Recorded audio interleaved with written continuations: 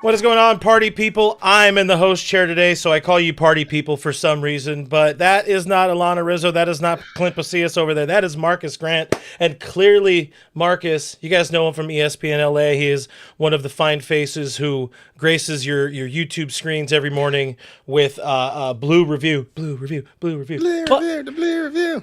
Marcus, we had the juice tonight. We were the heroes this team, Dodgers Nation, needed to win a baseball game. This is tasty. They haven't done one of these in 4 tries heading into this. Man, quick initial thoughts to a Dodger dub. Well, first, our short regional nightmare is over. The 4-game losing streak has come to an end. Look, it was a good win. It was obviously a win. At this point, any win was going to be a good win, but I thought the way it went down tonight was especially good. They scored 4 runs. I know it doesn't seem like a lot, but the way things are going, it felt like a ton. I thought from top to bottom, I just saw quality at bats pretty much all through. And then on top of it, Shohei did the Shohei thing, right? Yeah. Where he was 7 scoreless innings, 4 hits, 8 strikeouts. It was good to get off the schneid, but more importantly, it felt like the most complete ball game they've played in a while. Yeah, needed one of these. This is going to be one of those games where they had a lot on their shoulders in that clubhouse. And, when you got Max Muncy and, post game talking about, we've won back-to-back World Series, like we're good, we're a veteran team, we know what we're doing. That's when they are pretty close to cracking, if we're being somewhat honest. Before we dive into it all, I want to remind you guys, help us. All right, we would be dumb to not talk about offense. There's some good to the offense. Mostly there's some bad to the offense because I do like to nitpick, but they did win a baseball game, and you and I were talking before going live here. We were looking for the offense to not struggle, and we see the lineup that Dave Roberts put together. No Shohei Ohtani in the leadoff spot, no Max Muncy in the lineup. Wildest lineup of the season from Dave, and of course it worked. Yeah, I was joking this afternoon in one of our text chains that, this lineup either they're going to get completely shut out or they're going to chase Robbie Ray by the 4th inning, which was almost right. They knocked him out in the 5th inning. I don't know. I don't know if it's just because it was, just the don't give a F sort of lineup. If everybody just said, screw it, let's just go out there and have some fun. But, when you see Santiago Espinal basically I won't say carrying the team, but getting things going with the home run, right? His first home run as a Dodger, he gets things going. Mookie follows with a home run.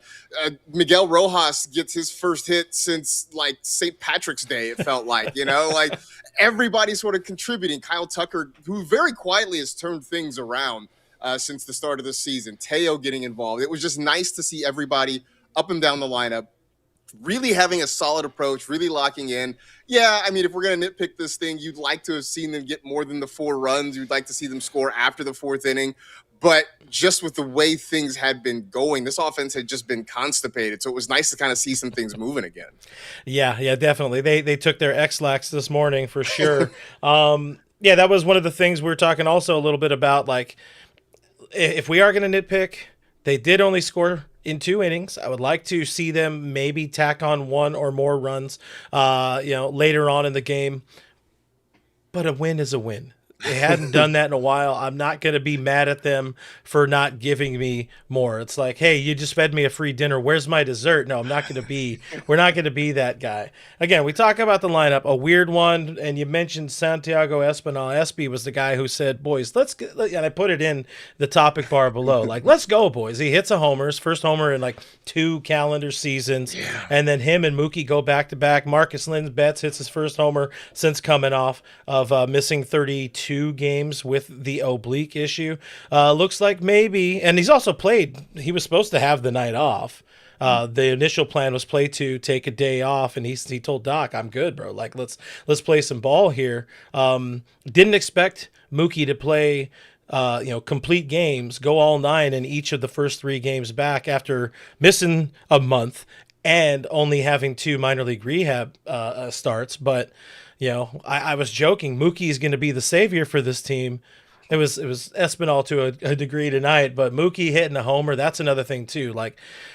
You're missing one of your spark plugs at the top of the lineup. To get him back and have him producing, like I said before, having that weight come off your shoulders, it can get tense in those clubhouses, man. Yeah, it absolutely can. And to your point, I think everybody's saying the right things publicly. Max Muncy saying, we feel like we're close. We like our approach. Even Kyle Tucker saying, hey, look, we know how good we are. This is baseball. You're going to go through stretches like that. At least outwardly, they were all saying the right things. But I'm sure privately, if they were going to be honest with you, there's a little bit of, I won't say panic, but certainly concern, right? This team is really, really good. And to not be able to score runs, especially when they had opportunities. Now, last night, they didn't really get much in the way of opportunity. Monday night, though, they had 10 hits. They had guys all over the base paths. They just couldn't find a way to drive those guys in. And so, I think it was good to see them sort of take advantage of some of those opportunities to continue to put pressure on Robbie Ray, on the Giants defense, force them to make some decisions tonight. So hopefully this is the beginning of something. I know we've seen this before, right? They put up 12 runs about a week ago. We thought, okay, well, maybe this is the beginning of something. It didn't quite turn into that. Hopefully, though, tonight turns into something tomorrow night and then going forward, especially with the Angels coming up, it feels like that's an opportunity really for this team to start to get right. Yeah, and also we saw this team get swept by the Angels last year. I would like to see them do a little bit of damage against those lowly Halos. A lot. Let's look up and down the box score here if you guys are watching and not listening here. A couple of hits for Kyle Tucker in there, a couple of hits for Teoscar Hernandez, which he's also quietly heating up a little bit. Had a couple of knocks when he was down in the 8-hole a few days ago. Rojas, Miggy Rowe, you mentioned him. He is somebody who has been just absolutely starving for a hit. Looks like the swing got a little long at times for Miguel Rojas, but one of those hits, he found the right part of the infield. But it doesn't matter. It's a line drive. That's a knock, and that's another one of those things. Again, this is about the good vibes, the momentum, just getting something. You got to win the first one before you start a winning streak, Marcus. Yeah, you do. And I think to your point, too, like, Miggy's hit wasn't, it's not necessarily you're going to hang it in the Louvre, right? But I also sort of look at this team, and maybe tonight was the beginning of some of their batted ball luck changing. I mean, how many times have we seen over the last week, 2 weeks, guys hitting the ball hard and nothing to show for it, right? It looked like Max Muncy was going to come up with a big hit against the Braves, and it was a great catch at the wall that took it away from him. Last night, Will Smith has the bases loaded and drives one to right field. Looks like maybe this is going to be the start of something, and Jung-Hoo Lee makes a nice catch on the warning track. So now maybe the luck's starting to go back the other way, where they aren't necessarily hitting with high exit velocities, but they're finding grass. And that's sort of the thing in the end, especially when you've been struggling as a ball club, you don't really care how it happens. You just kind of want it to happen, and hopefully it snowballs from there. So again, we could sit here and pick this thing apart, but I think the overall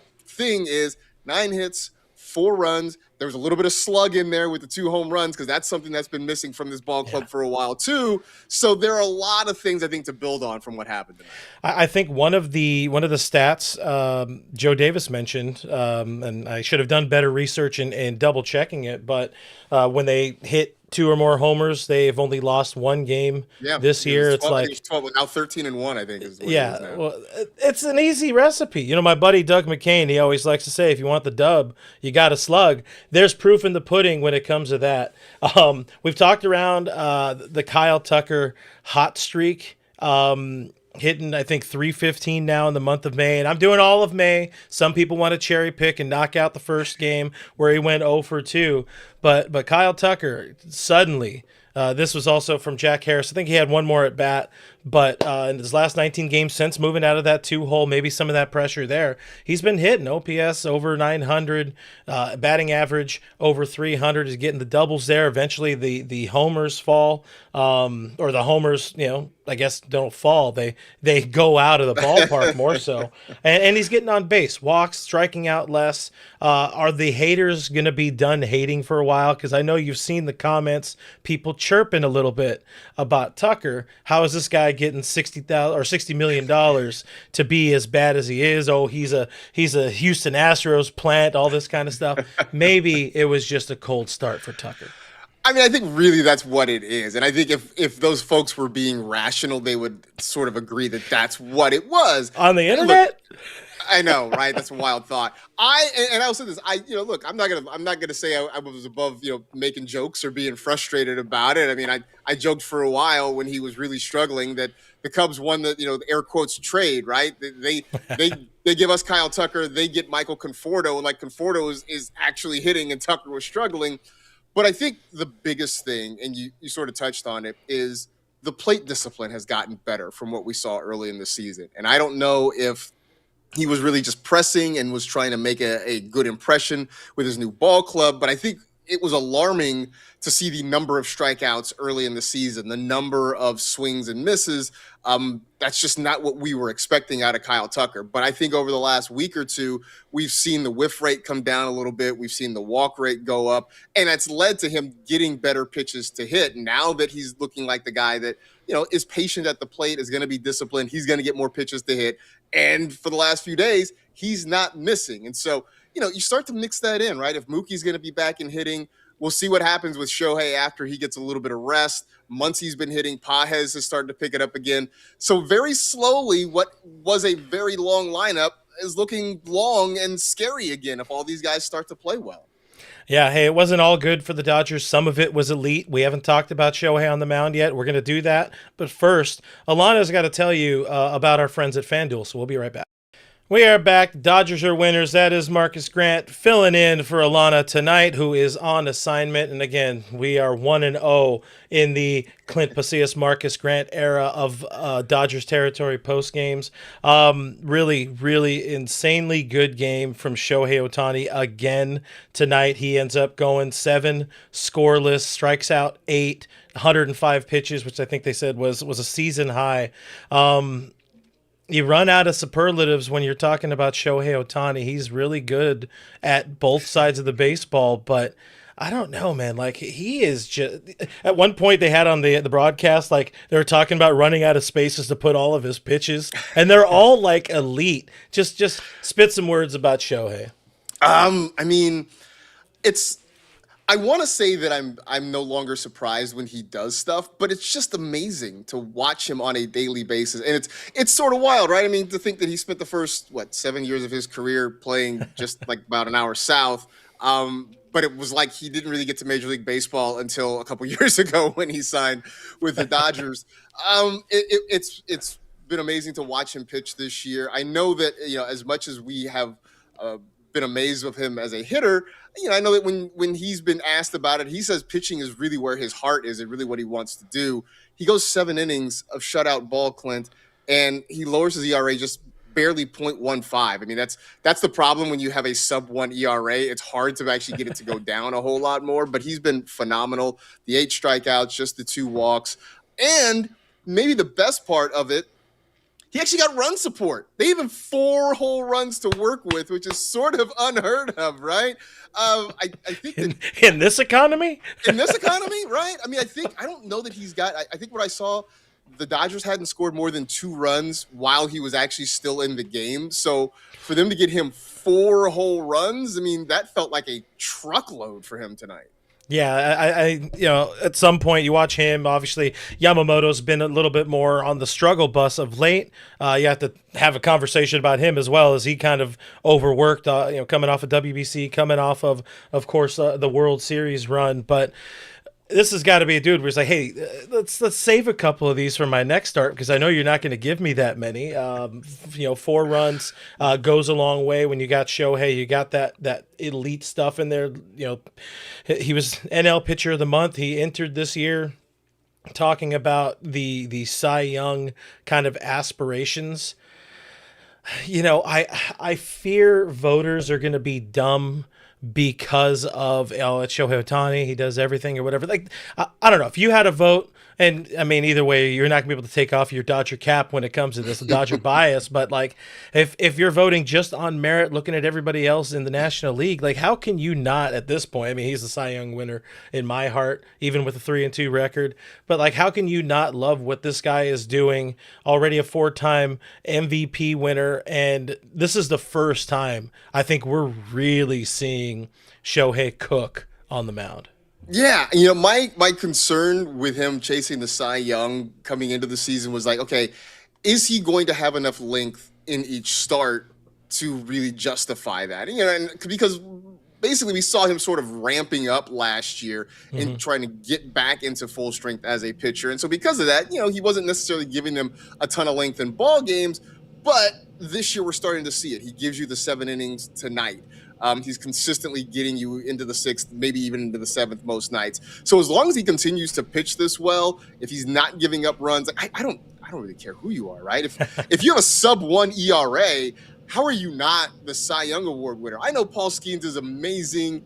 If O'Neal Cruz wasn't a circus out there in the season opener, we're talking about Skeens probably somewhere around 1.5 or something like that at this point too. But if you're below 1, and I don't know how long this is going to last, I just don't know how you don't vote him. There's also part of me that thinks maybe the voters lean towards Shohei just for the novelty of saying, hey man, we're gonna vote for a guy who's a home run champion, who's the only member of the 50-50 club, and oh, by the way, he's also the best pitcher in Major League Baseball. Like, I think there's something to be said for like, hey man, I'm going to vote for this guy just for the novelty of the whole thing.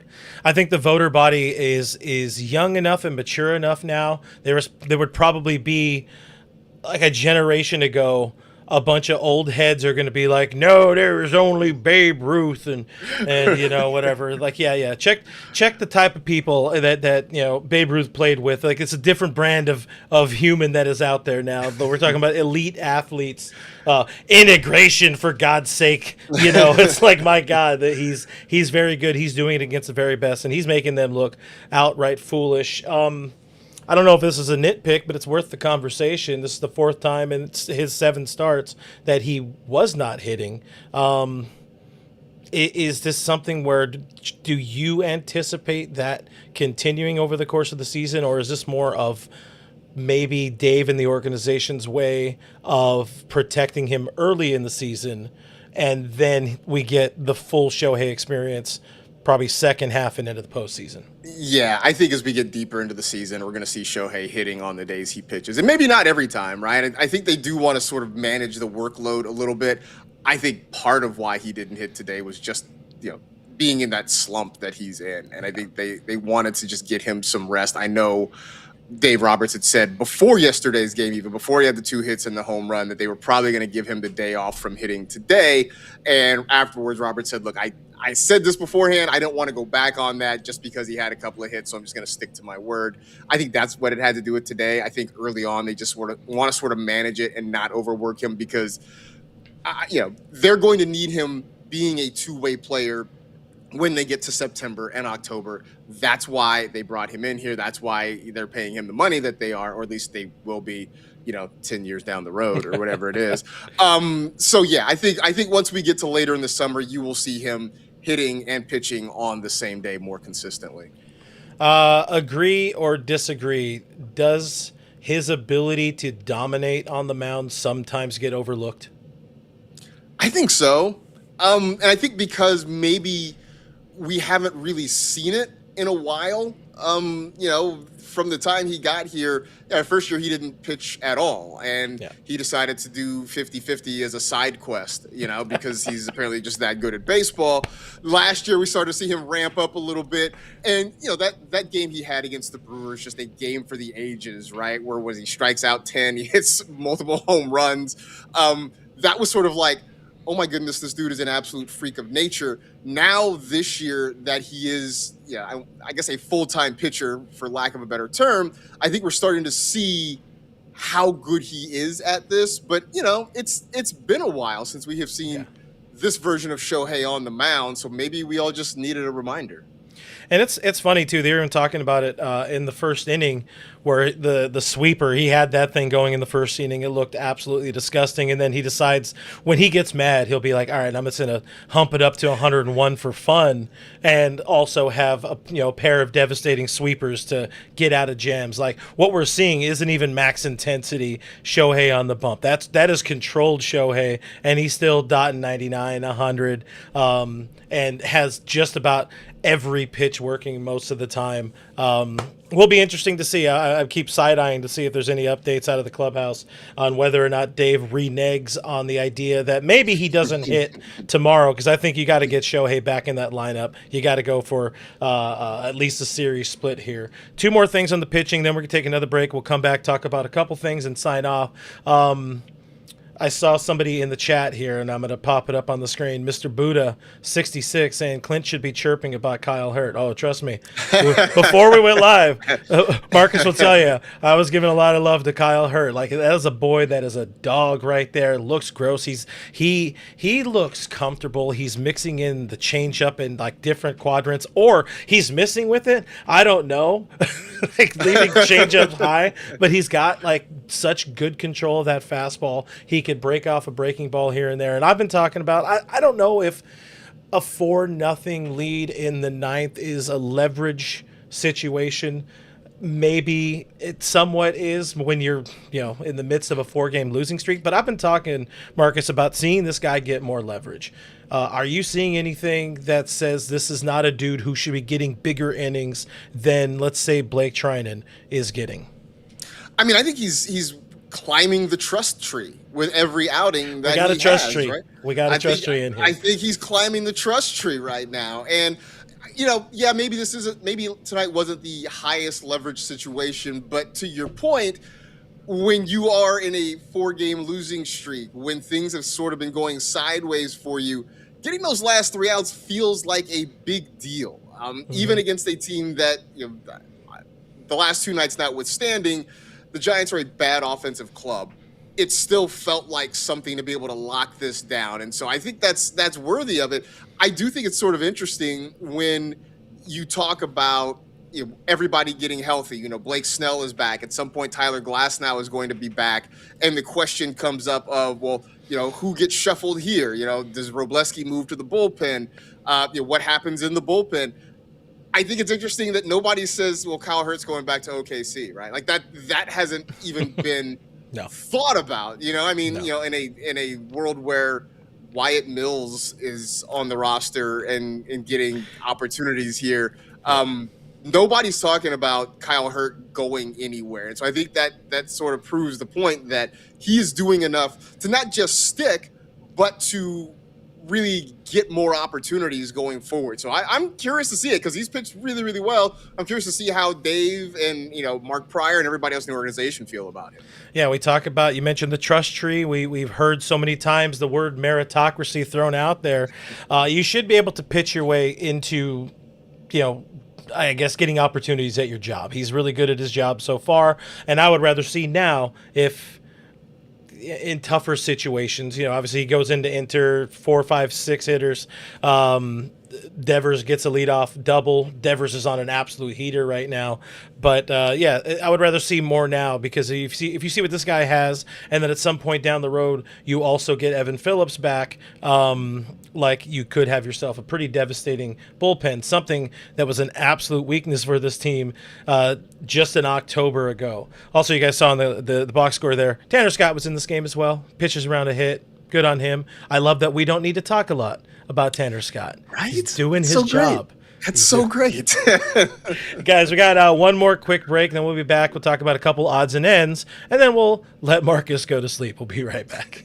Couple more minutes here with my guy Marcus Grant. Make sure you guys catch him in the morning on Blue Review on the ESPN LA YouTube channel. Give them a subscribe. But couple of things I wanted to touch on because the starting rotation has gone through a little bit of a cold stretch, and we have, I guess Roki is, you would argue, is the worst starter, even though he's been pretty okay. But Emmett Sheehan gets the ball for the Dodgers tomorrow, trying to pitch to a split here. What do you like about what you've seen out of Emmett Sheehan? What do you need to see versus Landon Rupp?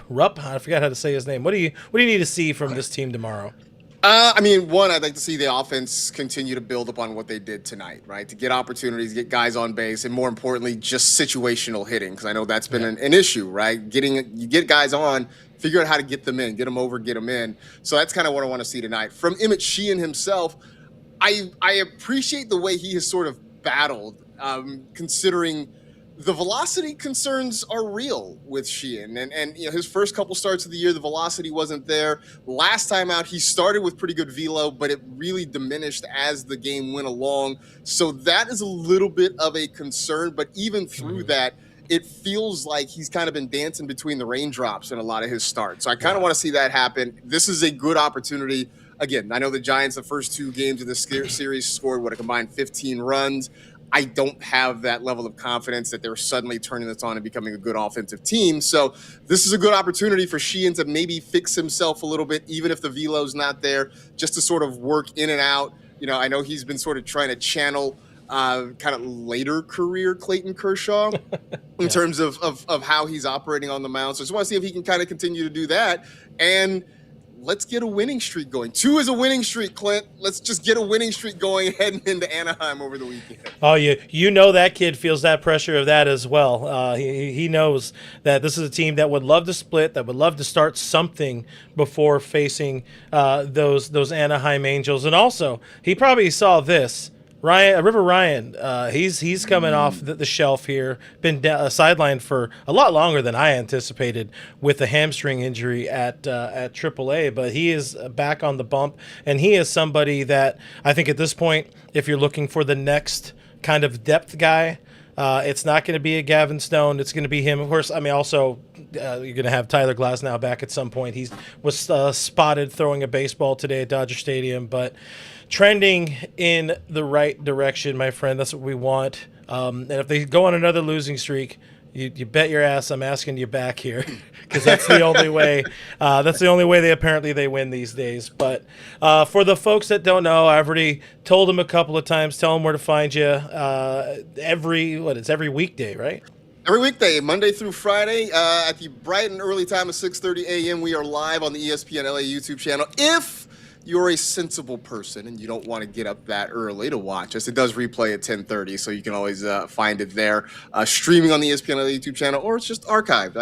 Folks like my own dad, who I know. Look, I don't expect him to get up, but every day he texts me about something I said on Blue Reviews, so I know he's watching it. So be sure to check us out there. Listen, if he has one fan, we know Dad has got it on lock. We always appreciate it. He's got a fan right here. I like talking baseball with this guy. I appreciate you joining me, Marcus. That is it for today. If you guys wouldn't mind, again, I'll tell you, subscribe there. Subscribe